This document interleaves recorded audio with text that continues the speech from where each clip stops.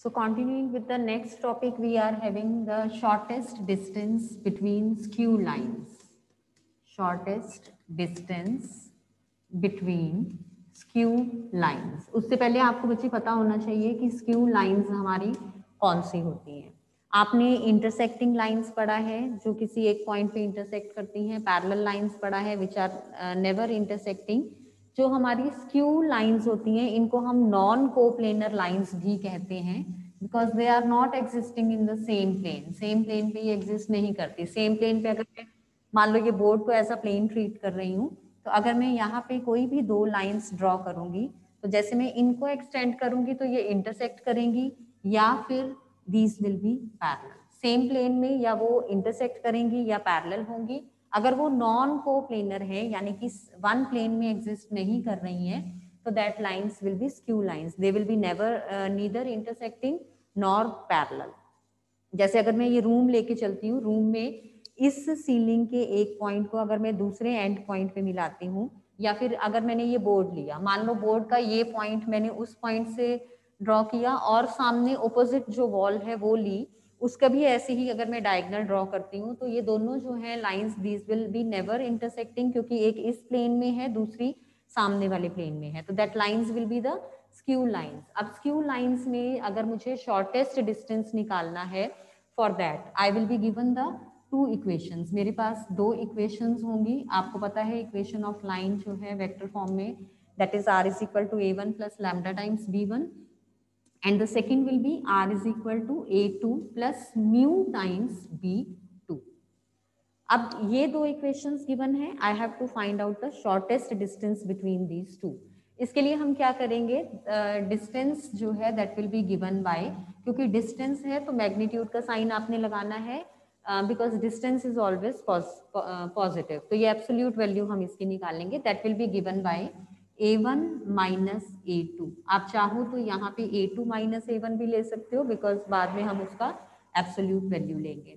Dot product with b1 cross b2 and this is divided by again the magnitude of b1 cross b2. So this will give you the distance between the skew lines. जो हमें lines हैं उनकी equations हमें given होंगी. r is equal to a1 plus lambda times b1, r is equal to a2 plus mu times b2 and distance between these lines will be given by a1 minus a2 dot b1 cross b2 upon b1 cross b2 magnitude. So now let's do the question related to this. Question number 14, up to 13 we have done. Now we are doing question number 14 of exercise 11.2.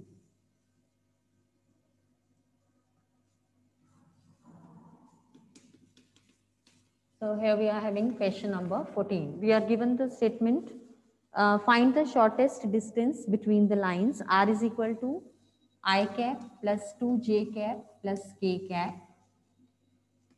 plus lambda times. Parallel vector we are having as I cap minus j cap plus k cap. And the second line we are given is 2i cap minus j cap minus k cap plus mu times parallel vector given is 2i cap plus j cap plus 2k cap. Now when we will compare this line with r is equal to a plus lambda times b, because we are having two lines over here, so we will compare the first line with r is equal to a1 plus lambda times b1 and the second line with r is equal to a2 plus mu times b2. So comparing with standard equation,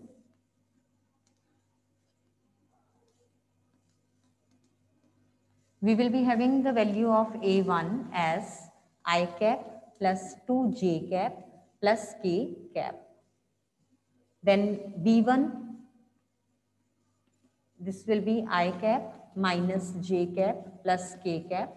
Then a2, that is equal to 2i cap minus j cap minus k cap, and b2 is 2i cap plus j cap plus 2k cap. So here we are having a1 b1, a2 b2. Now we know that the shortest distance between these two is given by this.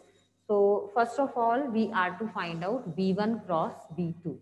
So for finding out B1 cross B2, now we know first row will be having the unit vectors along x-axis, y-axis and z-axis. So this will be I cap, j cap and k cap. Now in the next we are to find out the cross product of B1 cross B2. So B1 we are having this as I cap minus j cap plus k cap. So here we will be having 1 minus 1 and plus 1. Cross B2. B2 value we are having 2, 1 and 2. Direction ratios are 2, 1 and 2. Now we will simplify this.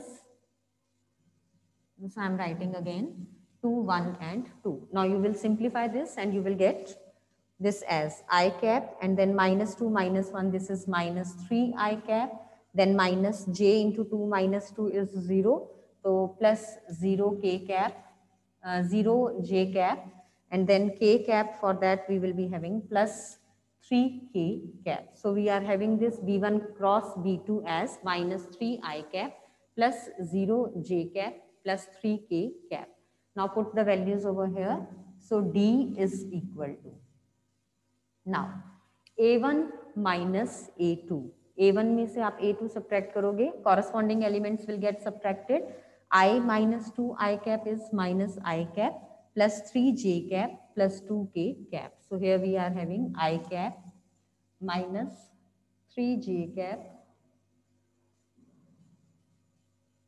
This is minus I cap plus 3 j cap plus 2 k cap.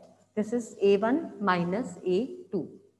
Now we are to find out its scalar product with B1 cross B2. B1 cross B2 is minus 3 I cap plus 0 j cap plus 3 k cap. So this is B1 cross B2. Upon me, we are to divide it by the magnitude. So its magnitude will be B1 cross B2. This is B1 cross B2. Its magnitude will be 3 square plus 3 square, that is root 18. Root 18 you can write down as 3 root 2.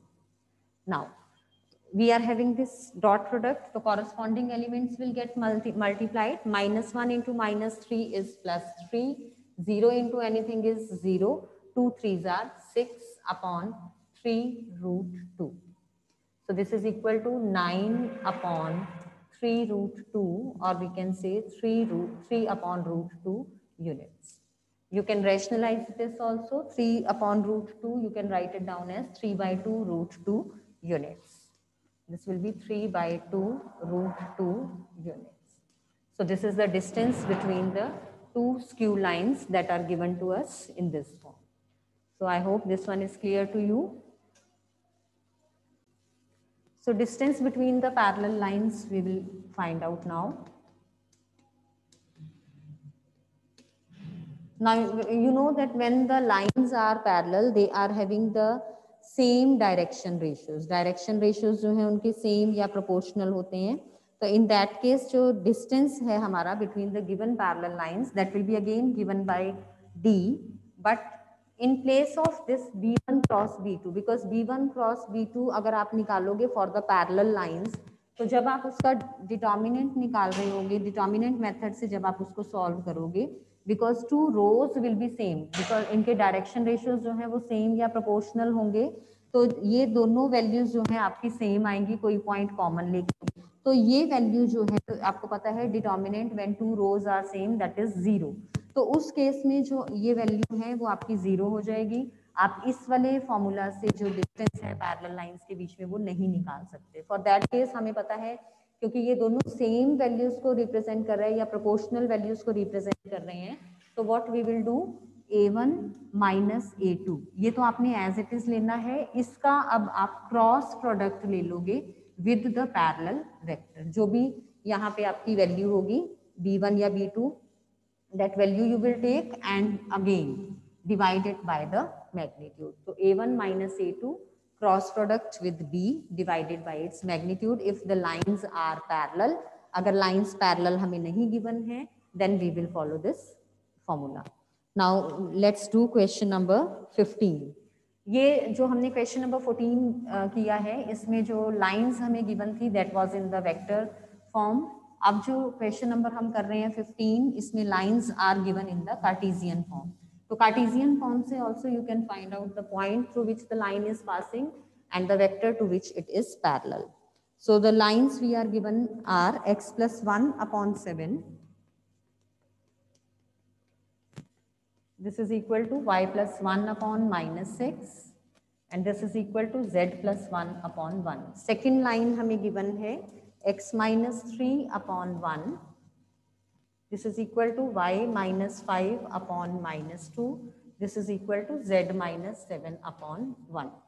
Now you know जब हमें Cartesian form given होती है तो जो ये ऊपर वाले points होते हैं ये उस पॉइंट के कोऑर्डिनेट्स को रिप्रेजेंट करते हैं जिस लाइन पास, और नीचे जो ये वैल्यूज गिवन होती हैं these are the direction ratios of the vector जिसके पैरेलल लाइन हमें गिवन होती है. सो यहाँ से पॉइंट जिससे लाइन पास कर रही है वो ऊपर वाले विद ऑपोजिट साइन, तो उसके पोजीशन वेक्टर हम लिखेंगे. तो A1 के पोजीशन वेक्टर हमें मिलेंगे minus I cap minus J cap minus के कैप. दोबारा सुन लो इसको. यहाँ पे हमें पता है ये x minus x1 y minus y1 z minus z1 वाली फॉर्म है. तो x1 y1 z1 जो है that are the coordinates of the point through which the line is passing. उसके पोजीशन वेक्टर्स हमने लिखने हैं तो that will be written in the form of I cap J cap K cap. So plus 1 की जगह we will be having minus 1, तो minus I cap minus J cap minus के cap. Now this is parallel to the vector B which is having the direction cosines as 7, minus 6 and 1. तो हमारी जो equation इसकी position vector आएंगे B के that will B 7 I cap minus 6 J cap plus के cap. Similar way में हम यहाँ पे A2 एंड B2 लिखेंगे. A2 will be 3 I cap plus 5 J cap plus 7 के cap and B2 will be I cap minus 2j cap plus k cap. Now same procedure we will follow. A1, A2 we are having, B1 cross B2 we will find out. First row I cap, J cap, K cap. Second row में we will write down the direction ratios of B1 that are 7, minus 6 and 1, and in the third row that will be 1, minus 2, 1. इसको आप simplify कर लेंगे B1 cross B2, then you will find out magnitude of B1 cross B2, and then formula same जो हमने previous question में use किया है A1 minus A2 its dot product with B1 cross B2 and divided by the magnitude of B1 cross B2 and whole magnitude, whole का modulus. So you will find out the distance between the two given lines. So question number 16 and 17 you will do yourself. Now we are moving on to the next topic, that is plane. Will be given by, अब given क्या है देखो, हमें given है normal to the plane and its distance from the origin. plane के जो है normal हमें given है. This is your case number 1. We are given normal to the plane and its distance from the origin.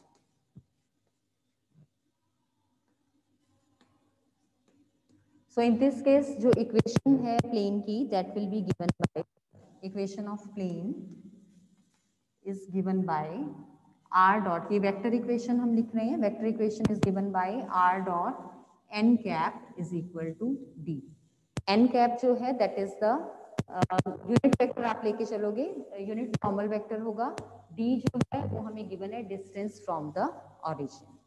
Then ये हो गई हमारी vector equation. Same जो है अगर हमें लिखनी है कि यहाँ पे अगर हमें लिखनी है कार्टेशियन इक्वेशन, कार्टेशियन इक्वेशन जो है हम लिखेंगे that will be given by r dot n की जगह अब हम यहाँ चेंज करेंगे दैट विल बी lx, क्योंकि यूनिट वेक्टर है यहाँ पे तो इट मींस डायरेक्शन को साइंस l m n लेके चलेंगे हम. तो r वेक्टर आपको पता है that is given bye x i cap plus y j cap plus z k cap, so that will be given by lx plus my plus nz is equal to d. So equation of the plane, Cartesian equation of the plane, when we are given normal to the plane and its distance from the origin, so that will be given by lx plus my plus nz is equal to d. So this was the first type जिसमें हमें ये conditions given है. Then अगर हम condition change करते हैं, यानी कि अब अगर हमें given है कि plane एक point से pass कर रहा है and it is perpendicular to a given direction, एक given direction के वो perpendicular है. अगर अब हम इसकी figure draw करें, rough figure we are drawing this. तो हमें क्या गिवन है कि प्लेन जो है that is passing through a given point and is perpendicular to a given vector. तो मान लो ये पॉइंट है और यहाँ पे मुझे ये परपेंडिकुलर गिवन है. अब सेम वे में कहीं पे भी आपको ये जो है प्लेन आप लेके चल सकते हो. तो अकॉर्डिंगली जो आपकी इक्वेशन ऑफ प्लेन है उस पॉइंट के अकॉर्डिंगली आप लिखोगे. तो लेट अस सपोज कि इसके जो मुझे कोऑर्डिनेट्स है, मैंने ये फर्स्ट वाला ले लिया प्लेन, तो इसके जो पॉइंट के कोऑर्डिनेट्स हैं मान लो वो मुझे गिवन है x1, y1 एंड z1. इसको मैं a से डिनोट कर रही हूँ. तो सेकंड केस में मुझे क्या गिवन है, एक पॉइंट गिवन है जहां से प्लेन आपका ये पास कर रहा है और साथ में क्या गिवन है, मुझे परपेंडिकुलर गिवन है कि this is perpendicular to a given vector, यानी कि मुझे नॉर्मल वेक्टर जो है that is given to me, normal to the perpendicular मुझे गिवन है. लेट अस सी दिस कि अगर मुझे ये प्लेन गिवन है, ये मैं अगर प्लेन लेके चल रही हूँ तो इसके जो ये परपेंडिकुलर बन रहा है this is the normal to the plane.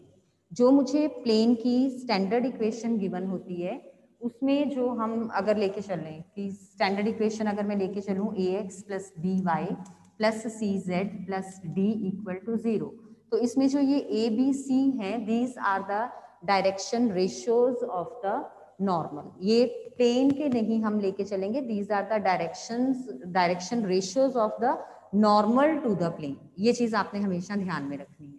अब यहाँ पे मुझे पॉइंट गिवन है जहां से प्लेन पास कर रहा है और नॉर्मल टू द प्लेन मुझे गिवन है.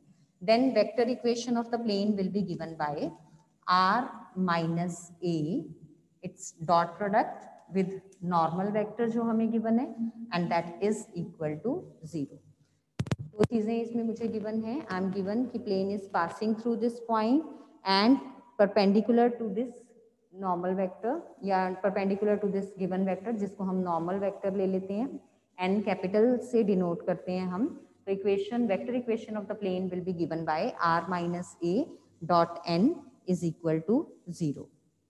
इसी को अगर मुझे कार्टेशियन फॉर्म में लिखना है, cartesian equation will be a into x minus x1 plus b into Y minus y1 plus c into z minus z1 is equal to 0.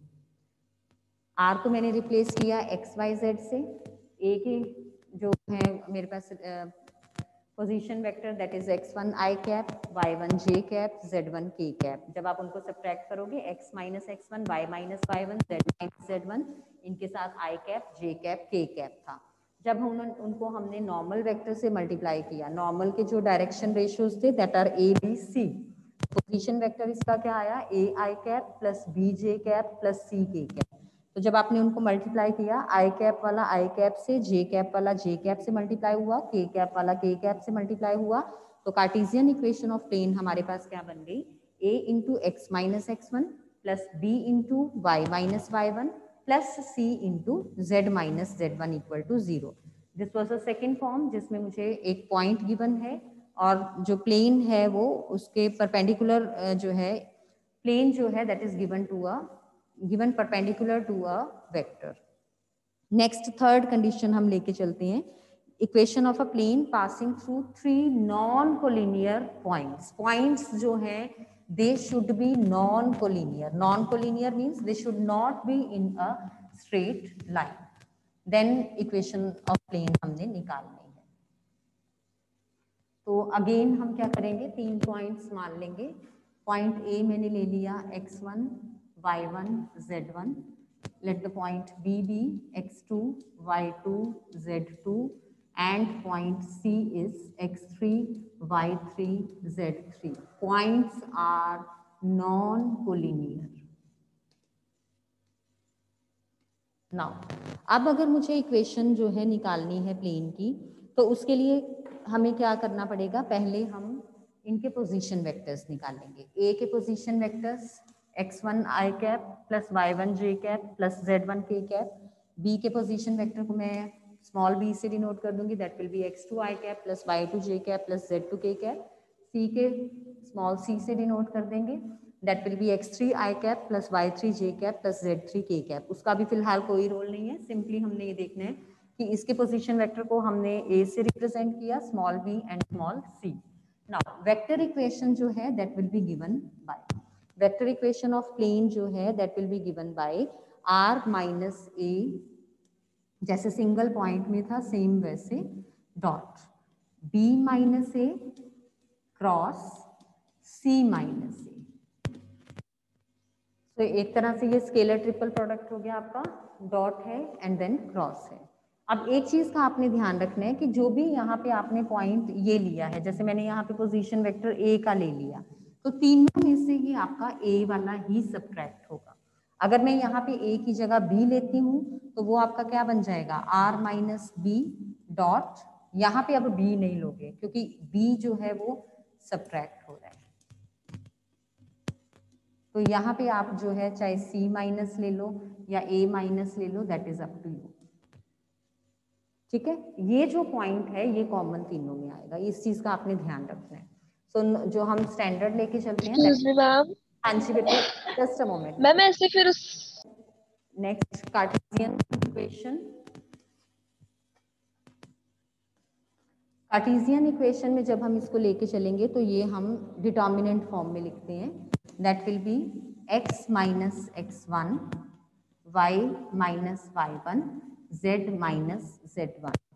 Hair second row में b माइनस a था तो x2 minus x1 b minus a, x2 minus x1 y2 minus y1 z2 minus z1।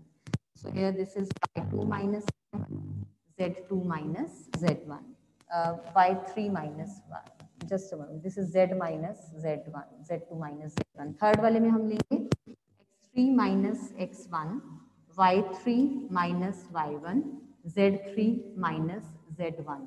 ये आगे आपका b minus a से related था and this is third one जो रो है आपकी, that is c minus a। c के कोऑर्डिनेट्स थे x3 y3 z3, a के कोऑर्डिनेट x1 y1 z1, तो कॉरस्पॉन्डिंग जो कंपोनेंट्स हैं वो क्या बन जाएंगे, x3 minus x1 y3 minus y1 z3 minus z1 equal to. अब इसका एक चीज का आपने ध्यान रखना है कि ये लेफ्ट हैंड साइड सिंप्लीफाई करने पे मेरी समहाउ ये जीरो बन जाती है, तो आपको प्लेन की इक्वेशन नहीं मिलेगी। उस केस में क्या आ जाएगा, zero is equal to zero. अब प्लेन की इक्वेशन नहीं मिली, इट मींस पॉइंट्स आपके नॉन कोलिनियर नहीं है, इट मींस जो आपको गिवन पॉइंट्स हैं वो कोलिनियर पॉइंट्स हैं। सिर्फ कोलिनियर पॉइंट के केस में ही ये आपकी जो है लेफ्ट हैंड साइड है will become zero, otherwise right hand side तो ऑलरेडी हमने इक्वल टू जीरो लेनी ही लेनी है। प्लेन की इक्वेशन मुझे सिर्फ तभी मिलेगी अगर ये तीन जो मुझे पॉइंट्स गिवन है these are non collinear.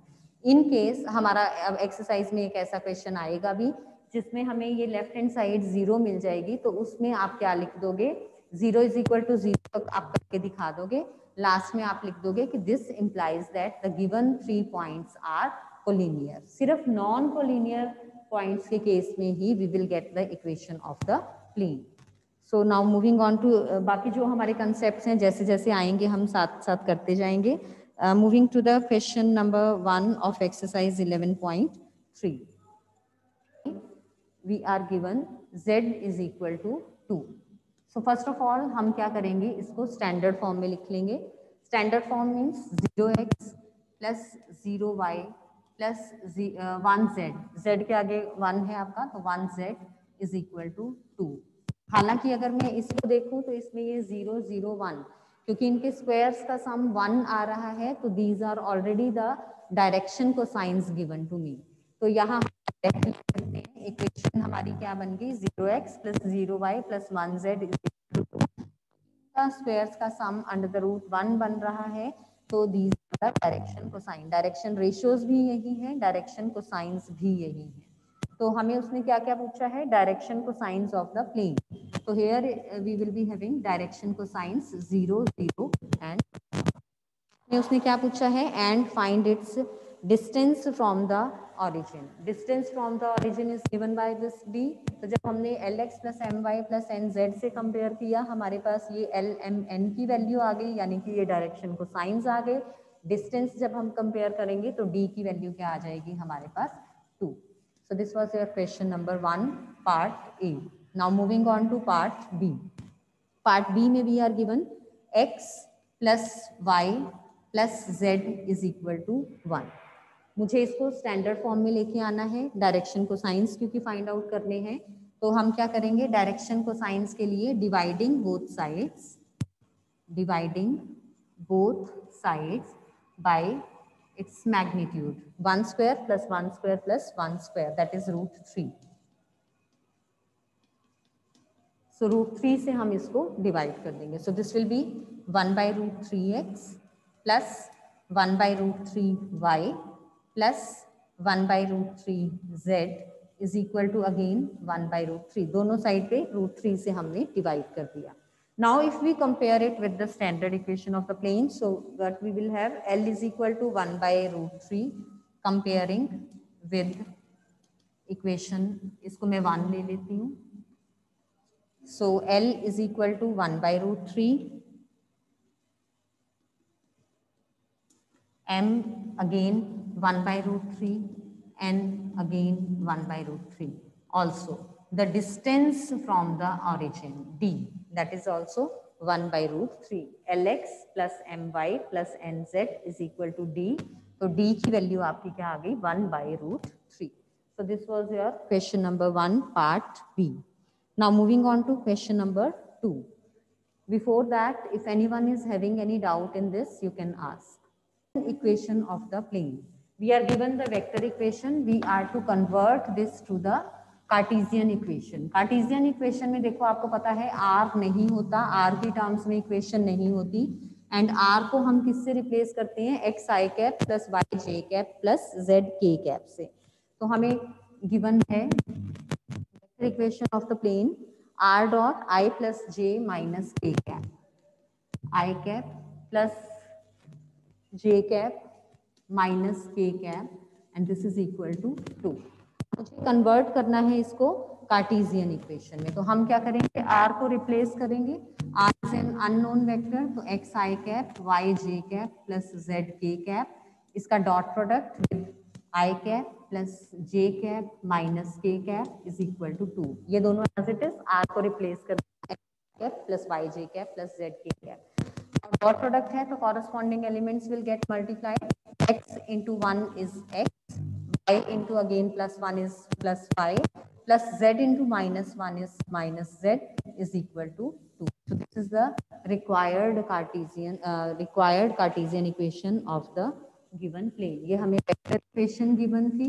So this is the Cartesian equation. B part जो है that is same. Now move on to question number 4.